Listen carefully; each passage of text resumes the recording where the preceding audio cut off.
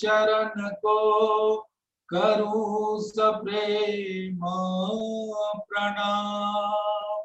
अशुभ हरन मंगल करण धनीश देव चंद्र जी नाम। श्री प्राणनाथ निज मूलपति श्री मेराज सुनाम। तेज कुंवर श्यामा युगल को पल पल करूं प्रणाम। पिया जी को पल पल करूं प्रणाम।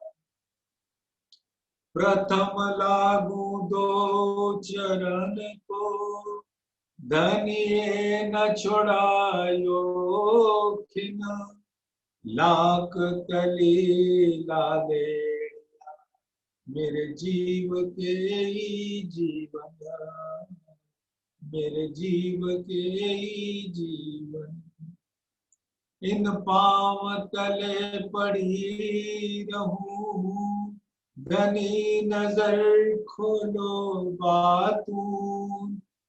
पलना वालू निर्भुनेत्र मेरे जीव के ही जीवन, मेरे जीव के ही जीवन।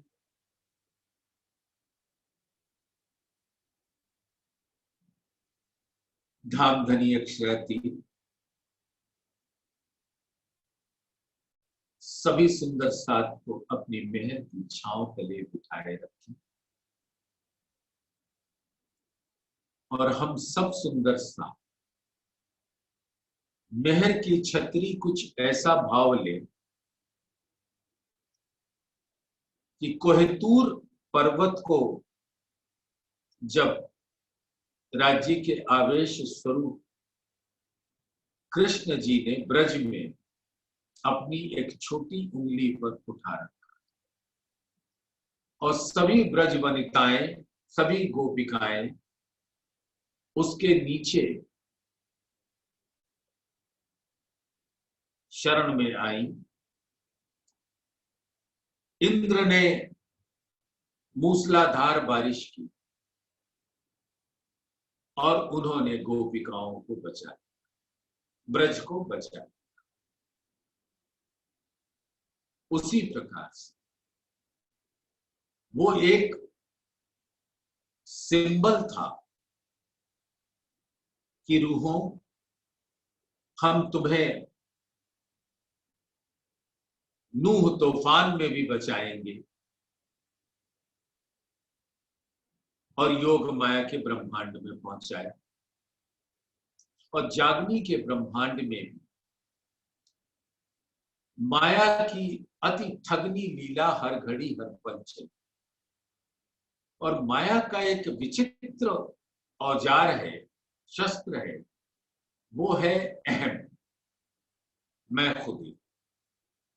और वो मैं खुदी का पर्दा सभी तनों पर डाल देती है क्योंकि सभी जीव का मूल माया है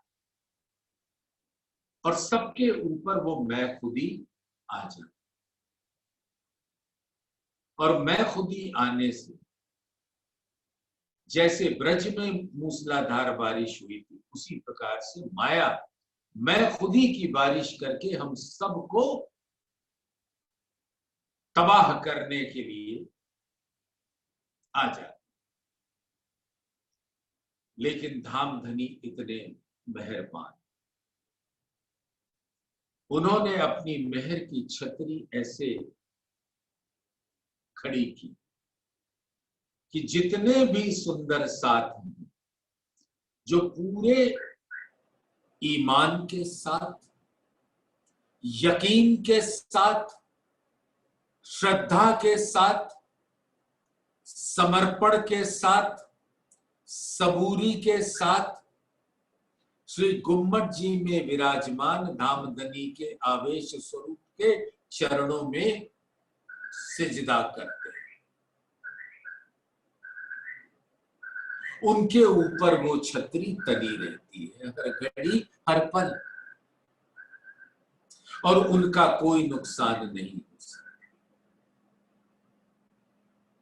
सुंदर साथ जी उस मेहर की छतरी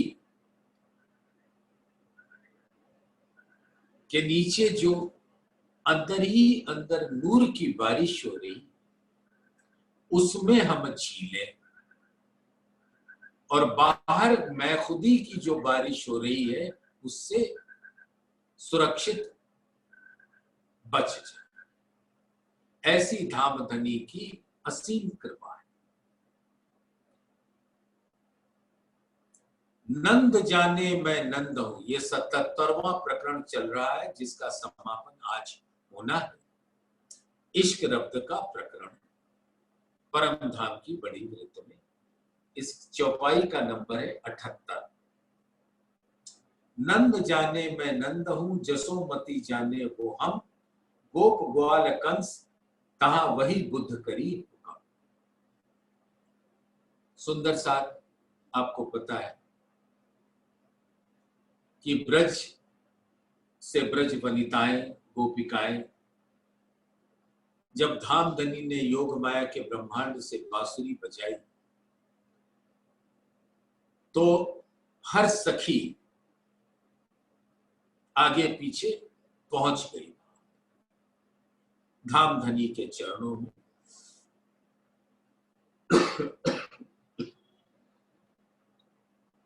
और ब्रज समाप्त। लेकिन जब रास लीला हो गई, धाम पहुंच गए, तो फिर से ये काल माया जो प्रारंभ हुआ, उसमें राज्य ने अपनी मेहर से सभी जीवों के ऊपर वही बुद्धि डाल दी जो प्रलय के पहले थी। तो जब उठे तो नंद बाबा के अंदर जीव अलग था, क्योंकि सारे जीव योग माया के ब्रह्मांड के 5वीं बहिष्ठ में अखंड हो चुके। जब अक्षर ब्रह्म ने सुरता बांधी ब्रज से, तो सब वहां अखंड हो गए। तो वहां पे नए जीव आए और उनके अंदर राज्य ने वही बुद्धि डाल दी जो प्रलय के पहले थी। तो नंद जाने मैं नंद हूं, जसोमती जाने वो हम, यानी जसोमती यानी यशोदा जी, जहां पर वो बाल स्वरूप कृष्ण का लालन पालन हुआ 11 वर्ष 52। गोप ग्वाल कंस तहां वही बुद्ध करी हुक्म, वही बुद्धि डाल दी। क्या वो कंस हो,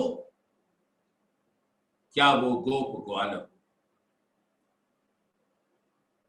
और किसी को पता नहीं चला कि वो ब्रज प्रलय में लोप हो गया था, किसी को नहीं पता चला। सबने जाना ये तो वैसा ही है जब वो 7 दिन और 4 दिन की लीला होती है। 11 बरस 52 दिन 7 दिन भय, जब उसके बाद 11 वर्ष 52 दिन के बाद जब 7 दिन बीते गोकुल में और 4 दिन मथुरा में, को मारा जब, तो बुद्धि तो सबके अंदर वही थी, और कृष्ण जी के अंदर जो धामधनी का आवेश 11 वर्ष 52 दिन में था और जो रास में था, वो आवेश तो मूल स्वरूप से अरस परस हो। लेकिन जो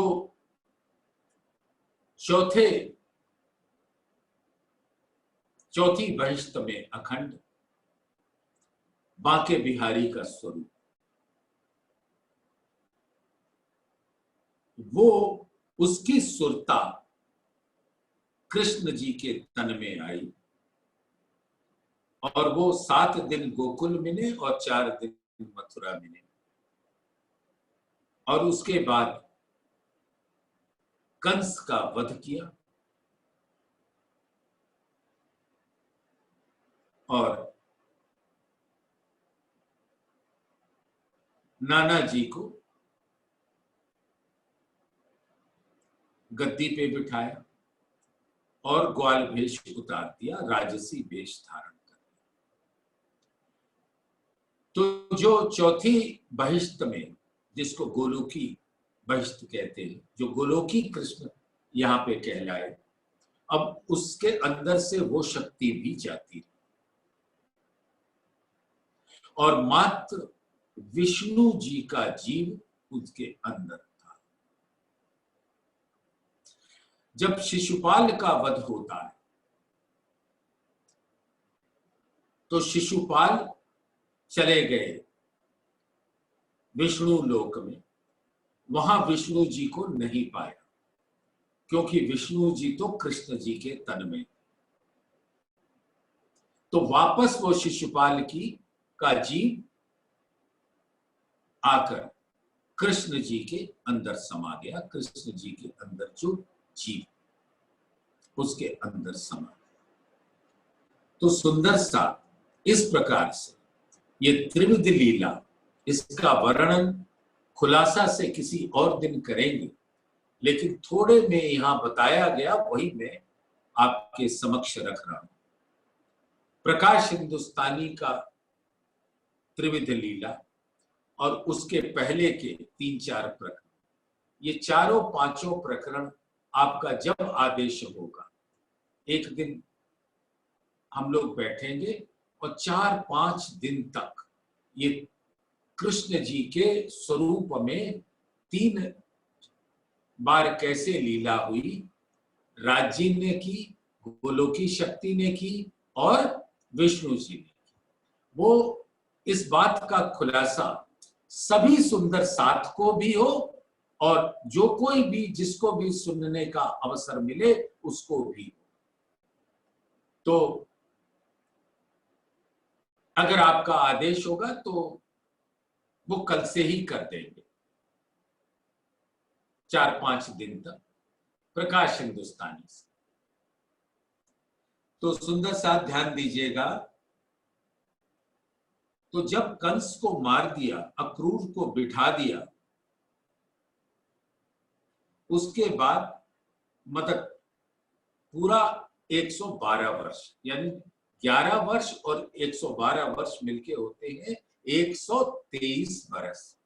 123 बरस मथुरा द्वारका कियो राज, भोम भार उतार के सब में अवतार उठी आवाज। तो अवतार के मतलब विष्णु जी का अवतार।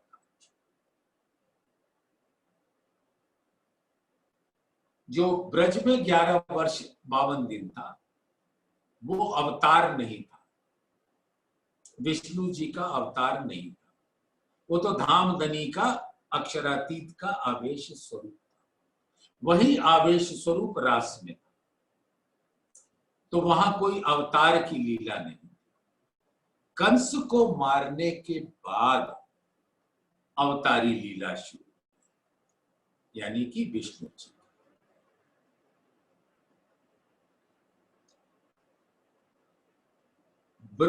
ब्रज रास की खबर पड़ी न काहू, जब जोश हुक्म नूर जमाल का आया बरारब तब। तो ब्रज के बाद प्रलय हो गई, तो ब्रज की सुध नहीं थी किसी। रास समाप्त हुआ, अखंड हुआ और सभी सुंदर साथ अपने मूल में पहुंच गए, परम धाम। वो भी कैसे पहुंचे और कहां बात हुई उसका भी खुलासा करेंगे।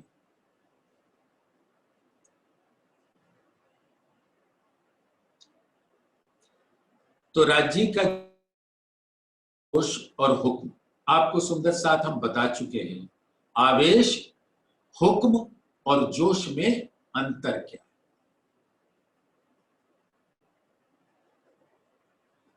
धामधनी का मूल स्वरूप तो मूल स्वरूप है, अद्वैत स्वरूप है, इश्क स्वरूप है, नूरी स्वरूप है। और उनके दिल का से जो बात प्रकट होती है उसको कहते हैं हुक्म। और उस हुक्म पर जब मूल स्वरूप की नजर बैठी होती और उस हुक्म को लेकर जिस तन पर आते हैं वो आवेश कहलाता है। और नजर वही होती है जहां धामधनी की अंगनाएं ब्रह्म सृष्टियां होती। तो ब्रज में ब्रह्म सृष्टियां थी, राधिका जी थी, तब कृष्ण जी के अंदर जो स्वरूप आया वो आवेश स्वरूप, यानी राज्य का हुक्म और राज्य की नजर। मैं छिपा हूं तुमसे तुम्हें नजर में ले, याद कीजिए सुंदर सा प्रतिबिंब के जो असल तीनों हक बैठे खेलावत, तहा क्यों न होए हक नजर जो खेल रूहों देखा। जब रूहों की सुरता हुक्म लेकर आती है ब्रज में तो राज्य की भी नजर वहां आती है।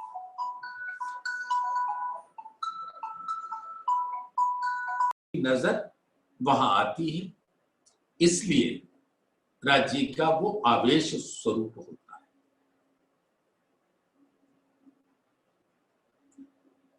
रास में गए तो वहां रूहें थी, तो रूहें वहां थी, इसलिए राज्य की नजर भी वहां थी। ये बात सुंदर साथ आप समझ रहे हो ना। जहां रूहें होंगी वहीं राज्य की नजर होगी। और खेल में जो खेल राज्य रूहों को दिखा रहे हैं तो जो रूहों की नजर उसमें होगी तो राज्य की भी नजर होगी। तो जो ब्रज में कृष्ण जी का तन है वो ब्रज में है और ब्रज राज्य की नजर में है, तो कृष्ण जी के ऊपर भी राज्य की नजर है, हुक्म के साथ हुक्म लेकर आए। तो वो तन क्या कहलाया? पूर्ण ब्रह्म स्वरूप, आवेश स्वरूप। इसको कहते हैं आवेश। और आवेश के साथ जोश अवश्य रहता है। जोश किसे कहते हैं? श्री धनी जी को जोश,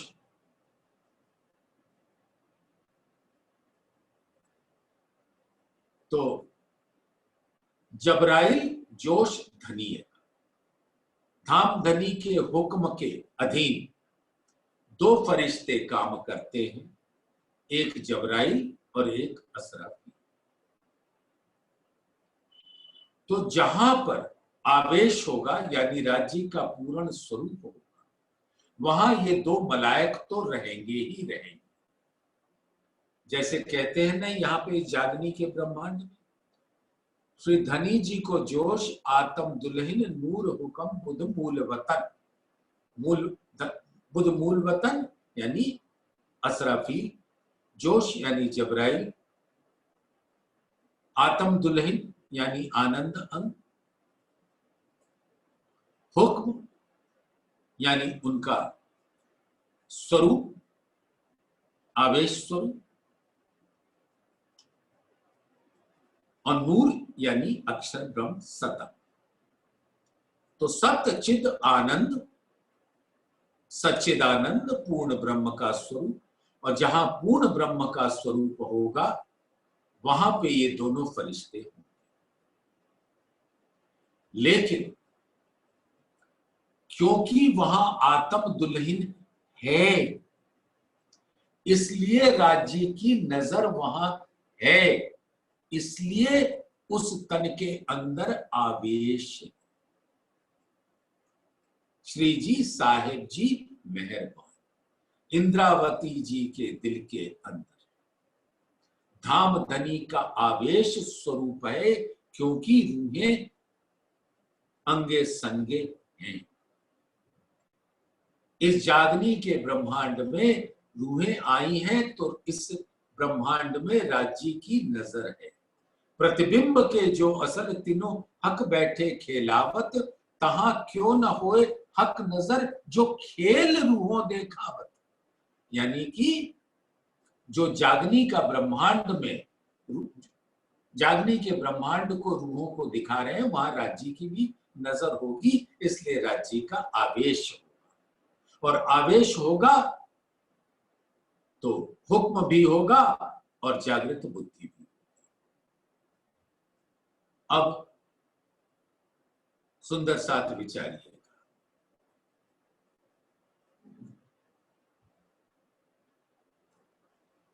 जोश हुक्म नूर जमाल का आया बरारब तब, रास के बाद राज्य का हुक्म और जोश। सुंदर साथ विचारेंगे, क्या वहां आवेश था? बरारब में, बसरी स्वरूप में क्या राज्य का आवेश था? क्यों नहीं था? तो क्यों नहीं था? फरमान लाए मोहम्मद किन खोली न इसारत, तब रूहें आई न थी तो पीछे फेर करी सरत।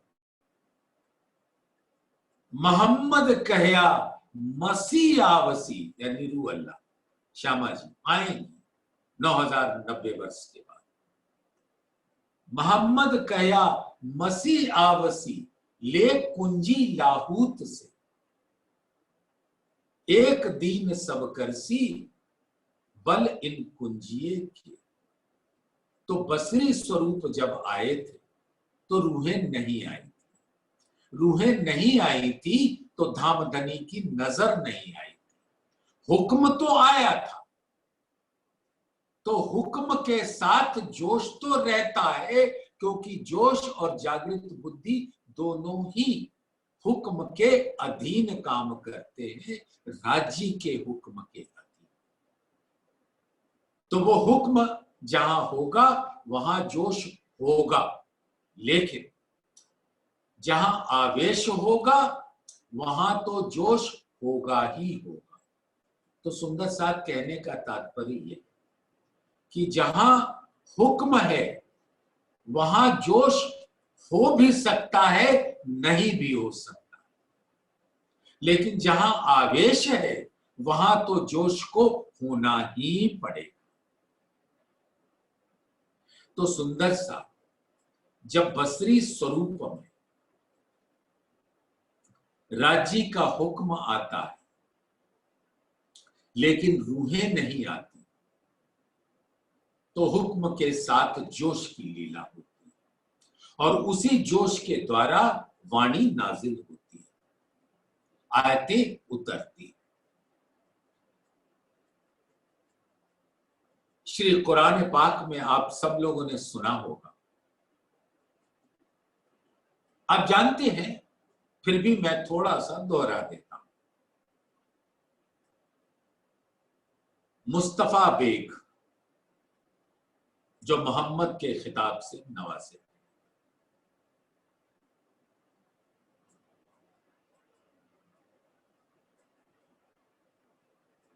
एक पेड़ के नीचे खड़े थे। उन्हें अचानक बहुत ठंड लगने लगी और वो अपने घर गए और उनकी बेगम ने उनको एक चादर ओढ़ा दिया और वो चादर ओढ़कर फिर वो उस पेड़ के नीचे गए जहां वह उतरने लगी। वह माने आयतें। जबराइल फरिश्ता आयतें लाता गया और वो उसे जल्दी जल्दी याद करने। ये श्री कुरान पाक में एक सूरा है, सूरे मुजम्मिल। मुजम्मिल माने ढके हुए। उसकी पहली आयत का अर्थ ये है, भाव, ऐ चादर ओढ़े हुए मोहम्मद, अब मैं तेरे ऊपर एक बहुत बड़े काम का बोझ डालने वाला हूं। तू आधी रात से कुछ ज्यादा या आधी रात से कुछ कम इबादत कर। तो जब ये आयतें उतरने लगी तो रसूल अल्लाह साहब उसको जल्दी जल्दी याद करने लगे। तो फिर वाणी नाजिल हुई, तू बस सुन, याद करने की जरूरत नहीं, वो मेरा जिम्मा है। इस प्रकार से आयतें आती गई, वाणी नाजिल होती गई और इस यहां पे खुदा के बंदों को उसका रस मिला। तो सुंदर सा वो जोश और हुक्म, नूर जमाल का, अक्षरातीत का वो जोश और हुक्म आया बरारब तब। 63 बरस तहां रह के जाको कहया रसूल नाम, वायदा कर पीछे फिरे जाहिर किया दीन इस्लाम। और वहां 63 बरस तक थे जिनको खिताब मिला धामधनी का, रसूल होने का, और वायदा कर पीछे फिरे जाहिर किया दीन इस्लाम। और इस प्रकार से इस्लाम जाहिर हुआ, परम धाम जाहिर हुआ। आए रू अल्लाह 10वीं में, रहे 74 बरस, तिन किल्ली दई इमाम को खोला अजीब अरस। और उसके बाद 990 वर्ष और 9 मास के बाद रू अल्लाह आए 10वीं सदी में और इस संसार में 74 बरस तक थे। तिन किल्ली दई इमाम को, और उन्होंने कुंजी हकी स्वरूप को दिया, जिससे उन्होंने अर्श अजीम को के पट खोल दिए। इमामे 11 में दावत करी इस्लाम, पूरब पश्चिम दक्षिण उत्तर सबको दिया पैगाम। तो वो एक परब्रह्म सबको सिजदा कराया, उस अद्वैत स्वरूप। इतनी बड़ी बात इस ब्रह्मांड में हो गई। रहे बरस 76, भय दुनी में जब 313 मुस्लिम इन्हों पकड़े कदम तब। और 76 वर्ष तक इमाम मेहदी रहे दुनिया के सामने जाहिर रूप, अंतर ध्यान होए के तो अभी भी विराजमान। और 313 ब्रह्म सृष्टियां जो उनके कदमों में आए, उनको धाम धनी का की छतरी मिली, मेहर। 6 दिन वाक्य कुरान में लिखे बीच फिरकान, कहूं बेवरा तिनका मोमिन पाने पहचान। आपको याद होगा धनी देवचंद्र जी ने 313 को जगाया और वो तन अंतर ध्यान होने के बाद सब भूल गए। तब सबसे पहले जयराम भाई कंसारा को श्री जी ने जगाया और फिर जब मंगलपुरी सूरत से पन्ना जी पहुंचे तो 5,000 सुंदर साथ, जिसमें 500 ब्रह्म सृष्टियां।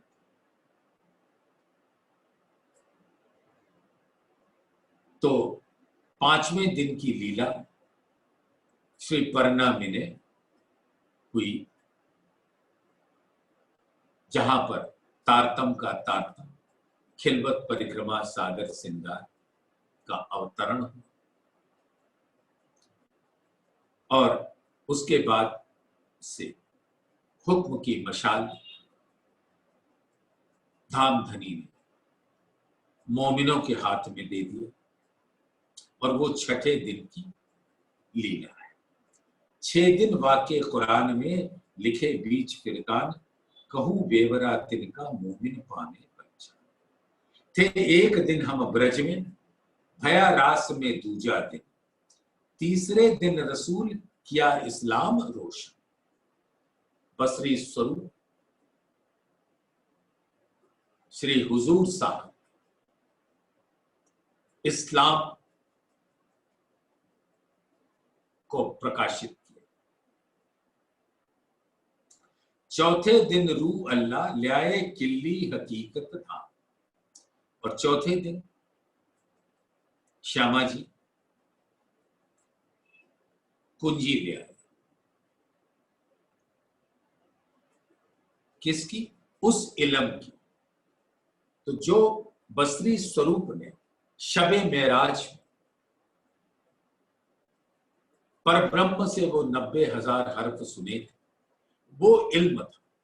और ये कुंजी लदुन्नी, इस लदुन्नी से उस इल्म को खोला। तो कुंजी लाने वाले श्यामा जी थे, और यही श्यामा जी जब दूसरे हिजाब में इंद्रावती के अंदर विराजमान हुए, जहां धामधनी का आवेश स्वरूप है, तो वो 5वें दिन की ली। चौथे दिन रूह अल्लाह ल्याए किल्ली हकीकत धाम, 5वां दिन इमाम का आए किया दीन का काम, यानी धर्म को स्थापित किया और धर्म के मूल स्वरूप पर ब्रह्म की पहचान है। छठा दिन है जुमे का, ईसा मुक्त दीन होए, जमा होए सब मोमिन, इनो बिन ना पावे। और जहां ब्रह्म सृष्टियां श्यामा जी के चरणों में आती, धामधनी के आवेश स्वरूप के चरणों में आती, जब वो धामधनी ने खुद बताया कि मैं इंद्रावती के अंगे संगे, इंद्रावती मेरा अंग, जो अंग सौंपे इंद्रावती को, ताए प्रेम खिलाऊं रंग। तो सभी सुंदर साथ तारतम ज्ञान से समझ दे दी, पहचान दे दी, और सभी उस आवेश स्वरूप के चरणों में आए। और ईसा रूह अल्लाह सबको मुक्ति प्रदान करती है इन ब्रह्म सृष्टियों की बरकत से। छठा दिन है जुमे का, ईसा मुक्त दीन होए, जमा होए सब मोमिन, इनो बिन ना पावे। बिना ब्रह्म सृष्टि के, बिना रूह अल्लाह के, यानी श्यामा जी के में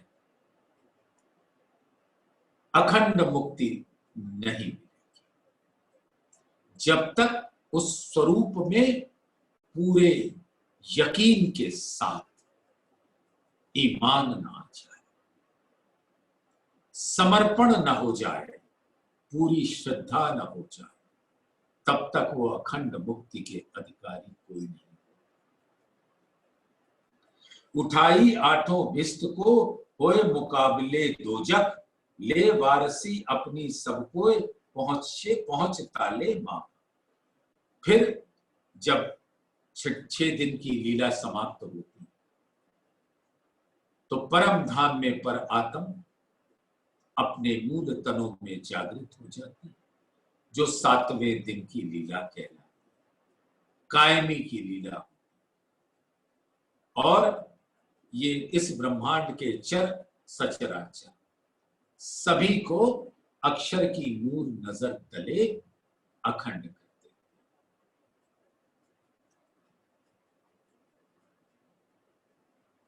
जिन जीवों ने सुंदर साथ का आचरण किया, जीवन भर वाणी पढ़ी, वाणी ग्रहण किया, मूल स्वरूप का ध्यान किया,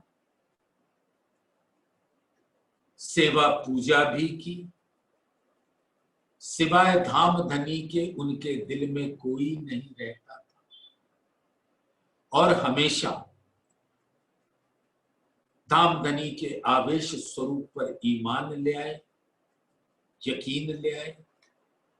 उनको पहली बहिश्त में जहां ब्रह्म सृष्टियों के जीव होंगे, वही उनको भी स्थान मिलेगा, जहां परम धाम की प्रतिबिंबित लीला हो रही होगी, और जहां पर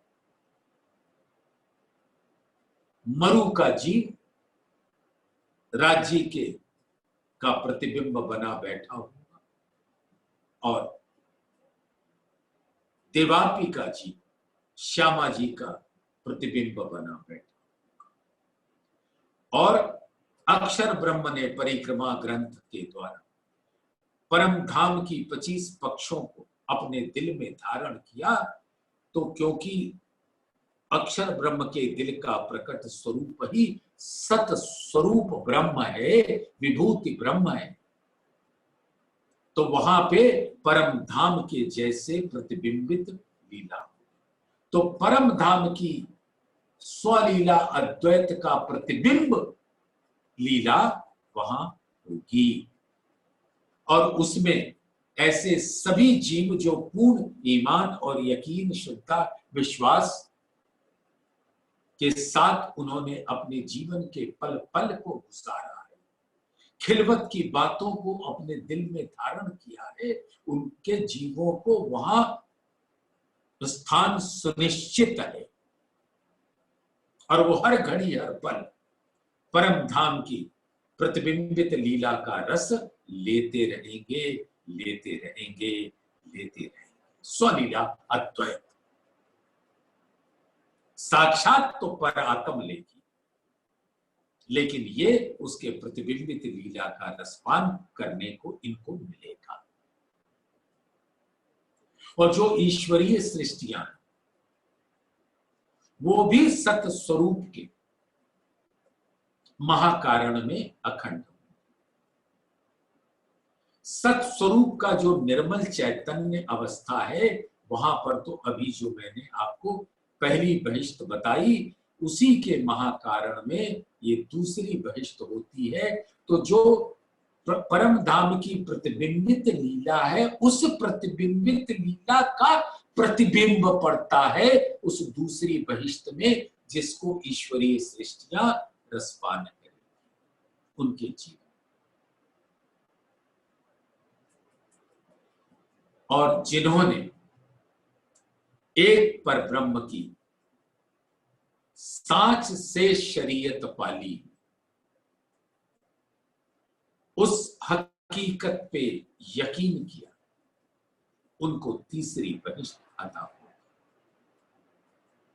और उनको भी उस परम धाम के प्रतिबिंबित लीला का एक अंश मिलेगा। जिन्होंने अपनी सुरता हमेशा रास में रखी,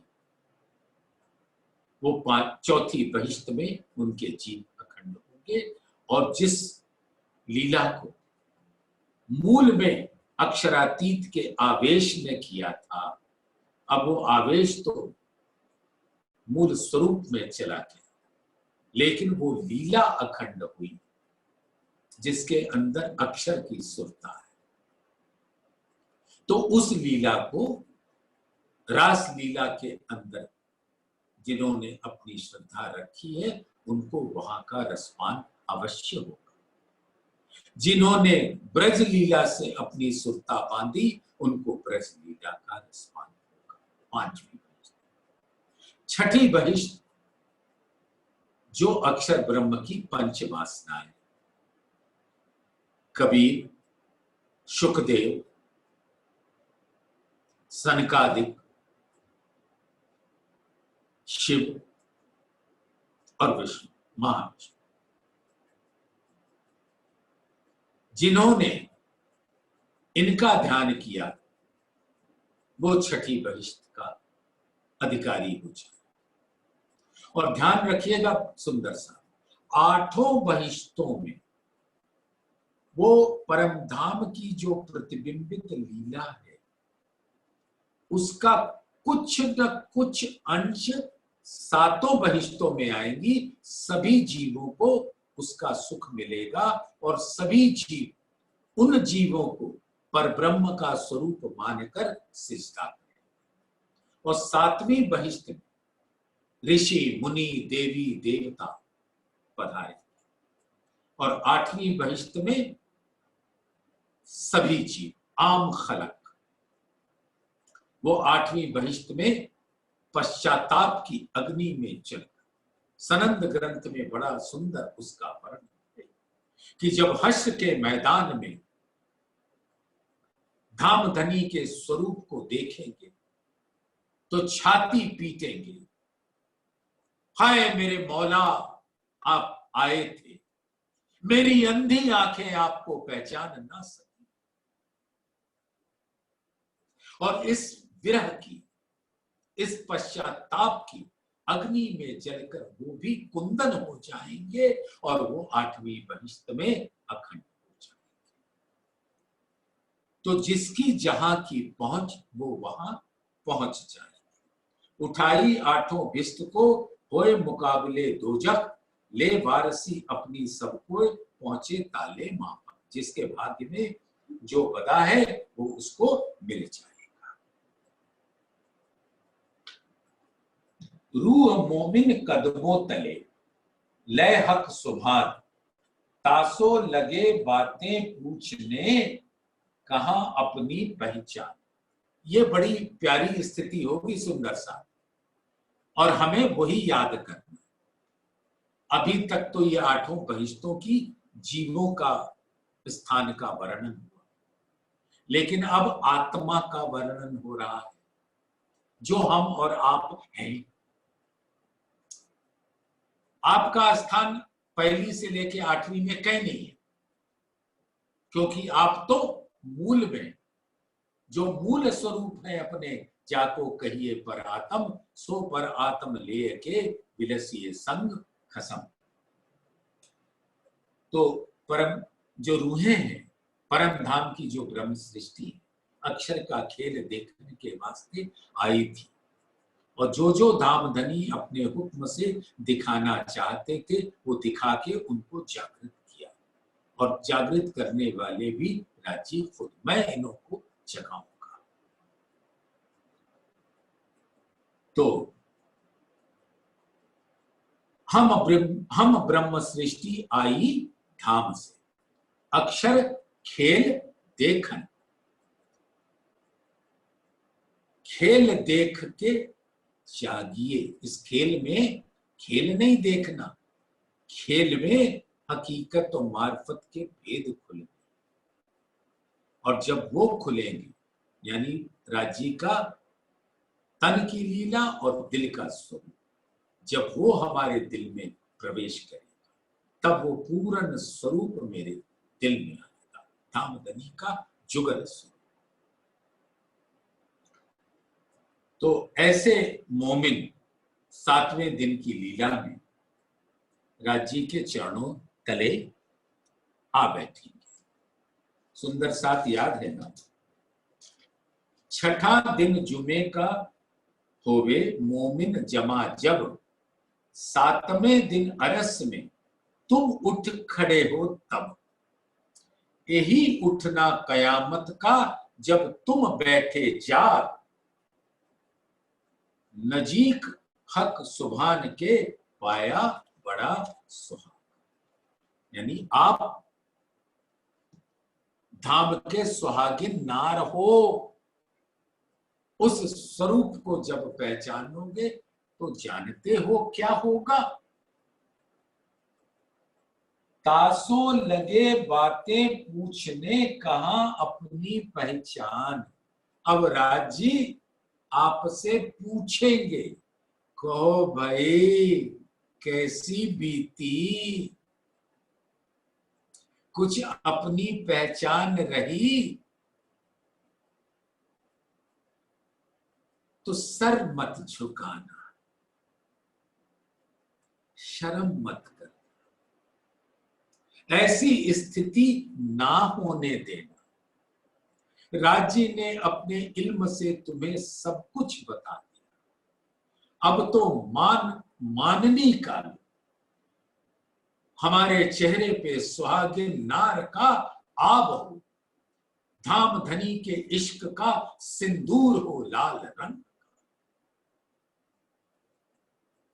तो जब धाम धनी पूछेंगे तो पूरे स्वाभिमान के साथ हम कह सकें, धाम धनी ये तो सत्य है कि हमारे बल से तो कुछ हुआ नहीं, हमारा इश्क तो गया था भुला, लेकिन आप मेहरबान प्राण प्रीतम, आपने अपना इल्म देकर हमें सब दिखा दिया। हक इल्म से होता है अर्स बका दीदा। पट खोलत सब वार के, आपने हमारे दिल के सामने जितने फरामोशी के पर्दे थे भारी भारी सब हटा दिए और पहुंचा दिया नूर के पार, लाहूत के पार, हाहूत मूल मिला गए। अर्श अजीम। धामधनी पूछेंगे, कैसा खेल तुम मांग्या, क्या सुकर लय बजाए।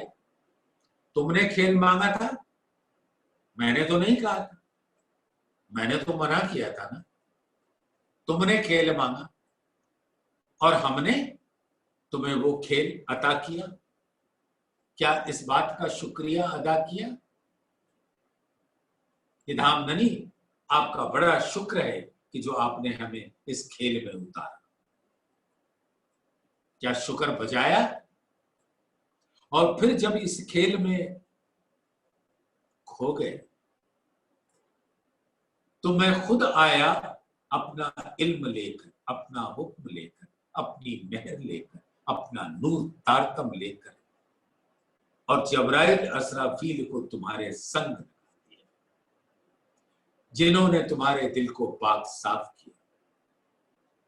माया की कोई प्रलोभन आने नहीं दी और जागृत बुद्धि से आपने मेरे दिल के हर रहस्य को पा लिया। तो क्या शुक्र बजाया। कैसा खेल तुम मांग्या, क्या सुकर लय बजाए।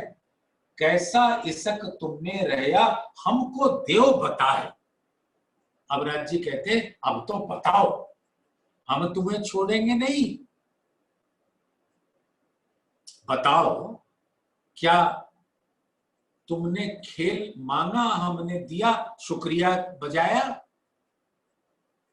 शुक्रगुजार हुए, फिर वहां भूले तो मैं ही मर्जिया बनकर, गोताखोर बनकर उस भवसागर से तुम्हें काढ़ा। क्या तुमने शुक्रिया अदा किया। मैं तुम्हें इल्म पहुंचाया, क्या तुमने शुक्रिया अदा किया। मैंने तुम्हें जबराइल पहुंचाया कि माया के प्रलोभनों से बच सको, क्या तुमने शुक्रिया बजाया। तुम्हें जागृत बुद्धि दी इस सपने की बुद्धि के संसार में, क्या तुमने शुक्रिया बजाया। जागृत बुद्धि दे इन्हों को, जिनसे देखी लहरें बका, शराब तहूरा उतरी इन्हों पर, पिलाया हाथी हक इस। पवित्रतम धामधनी के दिल का रस जागृत बुद्धि से आपको श्यामा जी ने पिलाया और आपने राज्य के दिल के अनंत रंग अनंत रस का पान किया। क्या आपने शुक्रिया बजाया? तो सुंदर सा हमें यह सोचना कि हम 24 घंटे में 1440 मिनट होते हैं और हर मिनट में 60 सेकंड होते हैं। कितने सेकंड प्रतिदिन हम राज्य का शुक्र बजाते, शुक्रिया अदा करते? ये हमें न बताओ, कोई प्रॉब्लम नहीं, लेकिन परम धाम में बताना पड़ेगा, क्योंकि हम नहीं पूछ रहे, वो पूछेंगे। तो कम से कम तुम्हारे पास कुछ तो जवाब हो। ना महीन को सूत काता, ना सवा शेर सूत काता, लेकिन कम से कम किसी की पूनी तो चकला तो नहीं तोड़ा। पाव भर ही काता, महीन न काता, मोटा काता, उसका कुछ तो मोल मिलेगा। तो कम से कम शुक्रिया तो अदा करो कि धाम धनी ये सुंदर तन इस सुंदर ब्रह्मांड में आपने हमें दिया है और इस तन से आप स्वयं जागनी कर रहे। यही शायद मैं तुमको एक खेल दिखाया जब, तो वहां शाम के 4:30 बजे होंगे, उसी समय खेल दिखाया और तब पूछेंगे कि बस यही तो शायद था। यही शायद मैं तुमको एक खेल दिखाया जब मैं तुम्हारे साथ था, मुझसो कैसा प्यार था तब। सुंदर साथ वो यही कहेंगे ना कि मैं तुम्हारे साथ था।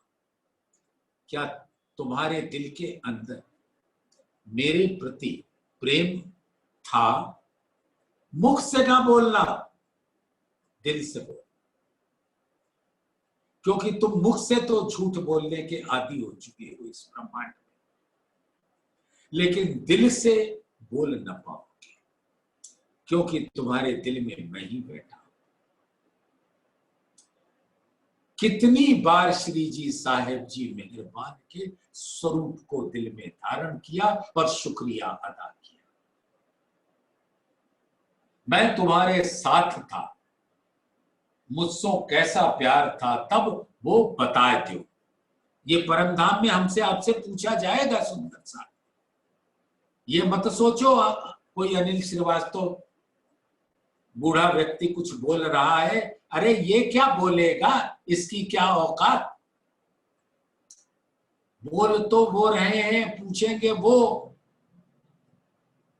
तो हम लोगों को अब एक ही बात करनी है, धाम धनी के आवेश स्वरूप पर सिजदा करो, उनके श्री जी साहेब जी मेहरबान के स्वरूप पर सिजदा करो और उनके इल्म से चितवन की गहराइयों में डूबकर जुगल स्वरूप के चरण कमलों को पकड़ो। जो कदी आशिक खोले नैन को, पहले हाथों पकड़े दो पाए, ये नैन अंग नूर जमाल से, सो आशिक से क्यों जाए। सुंदर सा इसका वर्णन कभी और करेंगे, लेकिन हमसे जो सवाल पूछे जाएंगे, देखो राजी कितने मेहरबान है। वर्षा जी आप सुनिए इस बात, हम लोग का एग्जामिनेशन होता है ना, तो हमें नहीं पता होगा कि पर्चे में आएगा क्या, तो हम पूरी किताबें पढ़ते रहते हैं, ग्रंथ पढ़ते रहते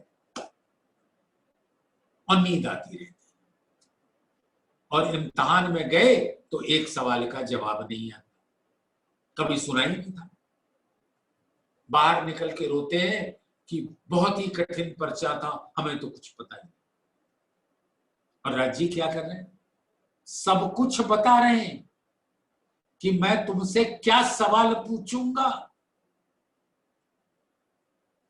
इतना कुछ बताने के बाद इतनी तो तैयारी कर लो सुंदर साथ कि इम्तिहान में पास हो जाओ, अच्छे नंबरों से न सही फेल तो ना हो, पास तो हो जाओ। यही सुंदर साथ धाम धनी फरमाए।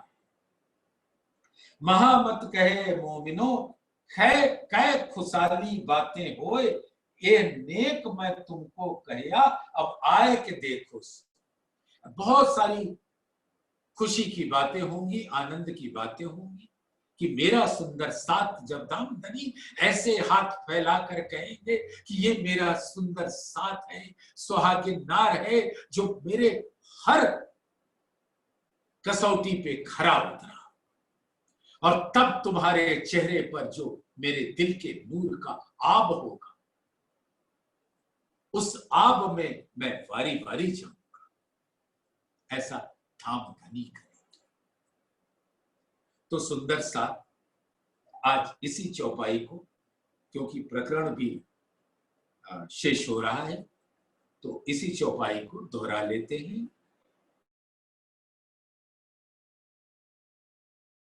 मोमिनो कै खुशाली बातें होए, ए नेक मैं तुमको कया अब आए के देखो सोए। अब राजी परम धाम में 7वें दिन की लीला में बुला रहे हैं, और इन्होंने बताया कि हमने जितने सवाल पूछने थे उसका थोड़ा सा बता दिया, जिससे तुम पास हो जाओ। वैसे पूछूंगा मैं तो बहुत सारे सवाल। सुंदर साथ जरा विचारना आज पूरे दिन पूरे रात, और विचारना कि और क्या सवाल आएंगे। और राजी ने वाणी में वो सारे सवाल खोल रखे, बस आपको ईमान वाली नजर चाहिए। बोलिए श्री प्राणनाथ प्यारे